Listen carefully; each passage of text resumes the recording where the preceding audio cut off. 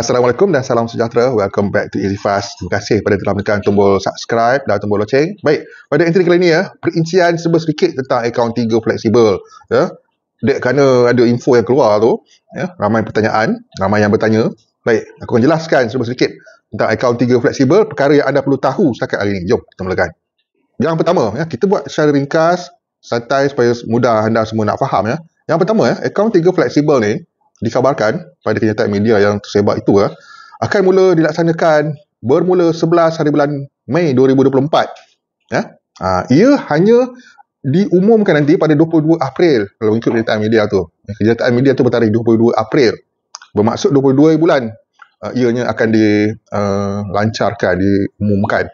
Tapi pelaksanaannya akan bermula pada 11 Mei 2024. Dan akaun KWSP setiap pencarum akan dipecahkan kepada tiga. Yang pertama, akaun 1, iaitu akaun persaraan namanya. Khas untuk hari persaraan.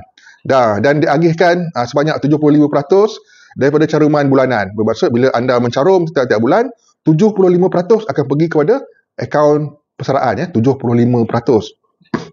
Dan seterusnya, akaun 2, iaitu akaun sejahtera namanya. Akaun sejahtera ni pula akan diagihkan sebanyak 15% daripada caruman bulanan. Yang tadi 75 untuk akaun 1, 15% pula untuk akaun 2 yang dipanggil akaun sejahtera. Manakala bagi akaun 3 yang baru nak diwujudkan ni, iaitu akaun fleksibel, akan menerima agihan sebanyak 10% daripada caruman bulanan. Begitulah pecahan dia.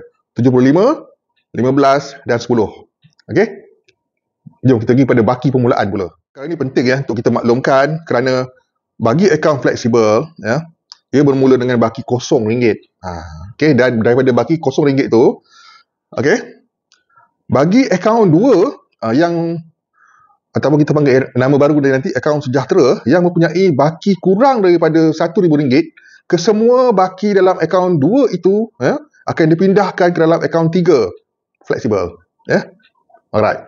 Manakala bagi akaun 2 ataupun akaun sejahtera yang mempunyai baki melebihi RM3,000 dan ke atas, okey, RM1,000 akan dipindahkan ke akaun 3 ataupun kita panggil akaun fleksibel ni sebagai baki permulaan. Itu dah. Wang daripada akaun 1 ataupun kita panggil akaun persaraan tidak akan disentuh bagi tujuan pemindahan ke akaun fleksibel. Jelas menyatakan bahawa akaun 1 memang tidak akan diusik langsung. Itu ialah wang persaraan dan ia tidak terlibat dengan perkara-perkara akaun fleksibel ini. Persoalan yang seterusnya. Baik. Adakah akaun 3 fleksibel ni hanya untuk yang bekerja saja ataupun yang tak bekerja pun boleh? Okey, kita dimaklumkan secara asas begini bahawa pembahagiannya seperti berikut macam aku sebut tadi 75, 15 dan 10 setiap bulan daripada caruman kita tu. Okey, bagi yang mencarum. Okey, bagi yang tidak mencarum ataupun pencarum tidak aktif, ia tertakluk kepada perkara pembahagian seperti yang tersebut jika baki anda kurang daripada RM1,000, baki akaun 2 kurang daripada RM1,000, kesemuanya akan pergi kepada akaun fleksibel. Jadi anda ada lebih kurang RM1,000 sajalah yang boleh dikeluarkan dalam akaun fleksibel. Manakala yang berbaki dalam akaun 2 ataupun akaun sejahtera yang baki melebihi RM3,000 ke atas, RM3,000 dan ke atas, sebanyak RM1,000 akan dipindahkan ke dalam akaun fleksibel. Maksudnya RM1,000 yang anda boleh gunakan. Dan seterusnya, anda perlu menabung dan perlu mencarum. Jadi maksudnya dekat sini, yang tidak mencarum lagi ataupun pencarum yang tidak aktif, anda tak boleh keluar banyak paling tinggi pun RM3,000. Itu dia. Dan yang berbaki kurang daripada RM1,000 semua akan masuk ke dalam akaun fleksibel. Contoh kalau dalam akaun 2, contoh ada 300 ataupun ada 400 ataupun ada 800, 900, contoh bawah 1,000, maka kesemuanya bulat-bulat akan pergi ke akaun 3 fleksibel. Nampak tak? Kelebihan hanya akan diberi kepada orang yang masih mencarum, yang mana potongan bulanan mereka ni akan ada 10% daripadanya akan pergi kepada akaun fleksibel.